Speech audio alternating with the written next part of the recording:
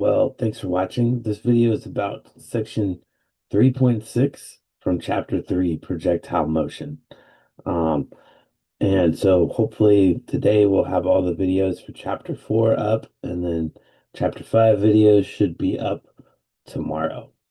Okay, well, let's talk about projectile motion.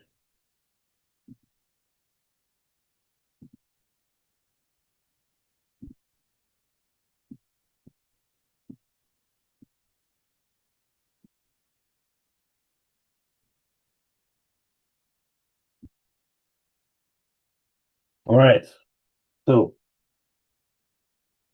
we've been talking about X and Y motion, but it's particularly important when you deal with projectiles. And I did move the chapter 3 homework video, the homework back one day because I hadn't finished making the videos. So the plan is after this, I'm also going to make some videos about the homework. I'll be doing some of the homework problems. So please check those out later. That'll be another video. For projectile motion, X and Y motion are completely separate.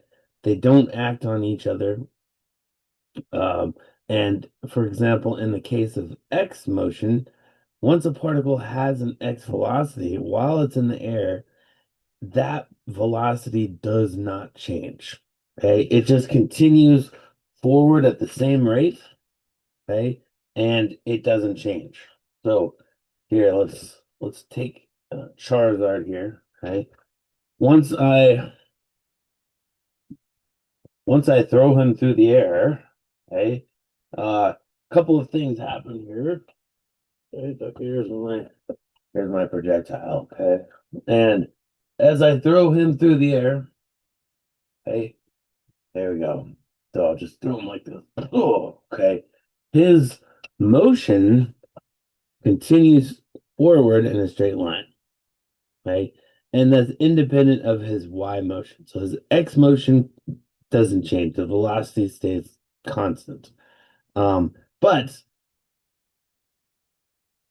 But the X velocity doesn't change. So, okay, the X velocity is constant, but the Y velocity doesn't change. So, for example, if I had, say, a gun or maybe a BB gun, and I were to um, drop a BB at the same time as I fired a BB from the gun, they would hit the ground at the same time.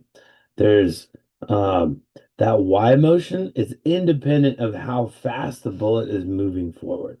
And that's really important because it gets at the idea that Y and X are separated from each other. They're not connected. Okay. And so this affects the equations of motion that we're going to use in X and Y. Okay. Let me draw a diagram of this. Say we have a projectile and we fire it out at a level position. Okay. So, and we're gonna fire a projectile out this way horizontally across the ground. Okay, so our projectile is gonna go something like this. Okay, that's gonna be our projectile motion. We're gonna launch it this way. Initially, it's gonna have some initial X velocity. Okay, and let's say maybe it's going 50 miles per hour. So let's say it is about 25 meters per second. Okay. Now, if we want to find out, well, how far does my projectile travel? And let's put our distance here, let's say This is 100 meters tall. That's a good distance. Pretty good cliff. Definitely you don't want to jump off this. No. Even in the water. Very bad. Okay. Now let's say at the same time we fire the projectile out this way. Okay. We have a second projectile that we are going to drop and it's going to fall straight down. Okay. So at the same instant, one is going to be launched forward, and then the other one I'm just going to release, and it's going to fall straight down. Okay. Now I want you to take a minute, and I want you to write down your hypothesis. Okay. Uh, and I want you to tell me which one is going to hit the ground first. Okay. So take a minute and think about it. Maybe write it down on a piece of paper. And as you watch this video, okay, I want you to hang on to the hypothesis. Write down what you think. Is it the one that's being fired out because it has a higher overall initial velocity? Or is it the one that falls straight down?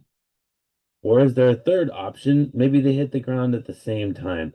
But I want you to write down your hypothesis on a piece of paper and uh, keep that. And then I'm going to explain what's going on here. So pause the video while you write it down. Okay. Well, hopefully you paused the video and you had a chance to think about it and see what you think, right? The reality is that these particles are going to fall towards the ground at the exact same rate, meaning gravity acts on both of these at the same rate. So the acceleration for the particle being launched downwards is the same as the one that's just falling straight down. There's no difference. And so what happens is they hit the ground at the same time. Now, I remember learning this the first time, and I thought that that was very strange because obviously this particle is moving much faster. It should hit the ground first, but it doesn't. They fall at the same rate. It doesn't matter what your x velocity is. In fact, if we wanted to solve, well, how far did my particle travel this way in x? Okay, what's the first step of this problem? Well, we have to figure out how long would it take a particle to fall straight down here. Okay, now the mass doesn't matter. Okay, remember that's we're going to talk more about that later when we get to chapter 4, Newton's laws. Okay, the mass doesn't matter. They're going to fall at the same rate. Now, wind resistance could play a role, but we're going to ignore that for now. Okay. So let's consider these two things. Our particle is going to be launched out this way. We want to know how far is it going to travel. If it's 100 meters up and it has an initial velocity of 25 meters per second. Okay. So let's write down our equations of motion. So here is for x direction. What are the equations of motion?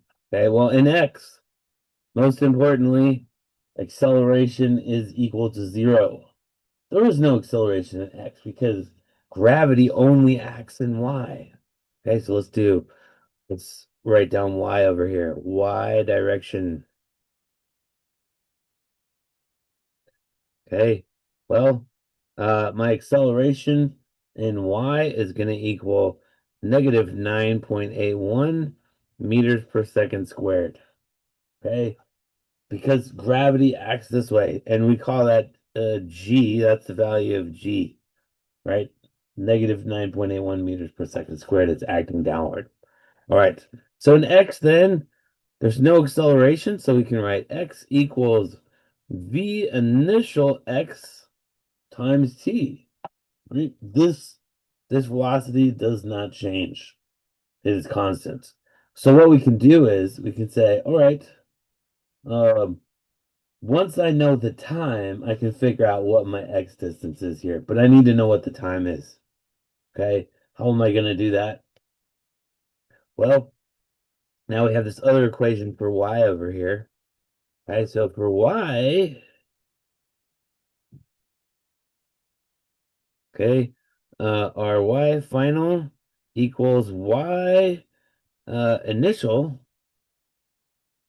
plus VIY times T minus 1/2 G times T squared. Okay. Now, what are we going to do here? Well, uh, now this is important. Our height, we have YF and Y initial. Okay. So, Y final equals 0. We're going to call this 0 down here. Y equals 0 down here. And then up at the top, we're going to call this Y initial. And so we're going to say Y initial equals 100 meters. Okay. That equals 100 meters. Okay. What's our initial Y velocity? Well, our particle is launched out horizontally. And so initially, VIY, or our initial Y velocity, is equal to 0. Okay. It's going to be going much faster when it gets to the bottom. Okay. But we can use this now to solve for the time. Okay. So YF equals 0. So this will be, uh, we'll start over down here. These are just our equations up here that we're going to use for this problem. Okay. So down here, we'll take this equation. We'll start over here. Okay. So YF equals YI plus VIYT minus 1/2. Uh, now I said actually I said G is negative 9.8 meters per second squared. Okay, so you want to make sure you keep track. Actually, yeah, that's our acceleration, and we'll just say that G is equal to 9.81 meters per second squared. Okay, it's just important that you keep track of this negative sign because we need to have this negative sign here. That's important. Okay, so we've got t squared here. So let's put in our values. Okay, so this is 0. Y initial is 100 meters. Uh, we have 0 initial y velocity. That'd be like, okay, maybe you're throwing it down or something. Okay, so this is 100 meters. This is minus 1/2 gt squared. And the negative sign is important because now we're going to bring this to the other side and we're going to solve for t. And really important, you don't want to get negative time. Okay, you don't want to get negative time, and so keeping track of your um, keeping track of the negative sign here is really important. Okay, negative time is not a thing. If you get negative time, you did something wrong because you have to take the square root of it, and so negative time would give you an imaginary value, and I don't know what an imaginary time is. Not really sure, but it's not a thing that we experience in every day in this reality. Okay, maybe in string theory, maybe it's like a higher time dimension. Okay, but no, it's not a thing. If you get a negative time, you did something wrong. So you need to go back and check your negative signs. All right, let's look at the problem here. So when we take this to the other side, the negative sign goes away. So we have 1/2 GT squared equals 100 meters. All right, now we're going to solve for t. We're going to get everything on the other side. So this will be t squared equals my 2. I'm going to multiply 2 by both sides. They're going to cancel over here. I'm going to divide both sides by g. Okay, so I get a g over here. My g's cancel there. All right, and so now I have 2 times 100 meters divided by g, which is 9.81 meters per second squared. And I'm going to take the square root of this. Okay, so it'll be, it's going to be 10. Well, I'm going to take the square root of this. Okay, so up at the top here, I'll get 200 meters divided by 9.81 meters per second squared, or basically 10. Okay, so it's going to basically be, I'm just kind of going to eyeball it here. It's going to be the square root of 20. Okay, 20 seconds squared. Okay, how did I do that? Well, let's just go to MATLAB and let's see how close it is. All right, so I'm going to share my screen here. We're going to plug this in MATLAB. All right, so technically, what I really got here, the square roots of 200, and we want to divide that by 9.81. Okay, 4.5152. Okay, or I could just say it's about the square root of 20. Oh, 20. Okay, so those are really similar. In fact, they round off to the same thing, which is 4.5. Okay, so so my estimate where I said gravity is equal to 10 meters per second. When so it's 20, 200 divided by 10 is 20. It rounds up to 4.5. 4.5 seconds. Sometimes it's convenient to estimate like that, but not at the expense of you getting confused, though. Okay, you don't want to get confused. So if you need to plug in the numbers, it just sometimes it makes it a little bit quicker. Okay, so we have the time that this is in the air. Okay. And actually, I'm going to follow my own advice and I'm going to write down the exact time here that I got. Well, at least I'm going to keep those extra digits in it. 4.512 seconds because I'm not done with my calculation yet. And then at the end I can round off. Okay, but it would be a bad idea if I got rid of those extra digits right now. I don't want to do that. Okay. So, now that we have the time, we can calculate, well, how far is this thing going to travel in x? We're going to do that with this equation. We're going to say x equals vi of x times t. So now I know what I know what vix was. I said that was 25 meters per second. And I know my time. I just solved for that. It's 4.512 seconds. All right, so this is going to be 25 meters per second times 4.512 seconds. Okay. And I can already tell that's about 115 because 4 times 25, well, that's 100. And then half of this, that's 12.5. Okay. So it's about 113 meters. I'll put it into the calculator, but um, sometimes it's okay. All right. So it's okay to kind of estimate it. All right. So 25 times 4.512. Okay, it's about 112.8 or 113.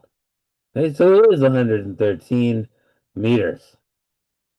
Okay, so that rounds off to 113 meters, or actually, since I only specified two significant digits here, okay, because 25 only had two significant digits. That's all it had right there. Okay, so then, um, uh, yeah. That gives me 110 meters. 110 meters. Okay, that's the answer to this problem. Okay. And this is a good example of how you do projectile motion. Okay, so what did we do? Just to summarize here. Okay, first we figured out how long does this thing take to fall and why. Okay, that's what we did right here. How long is this thing in the air? Okay, it's falling down.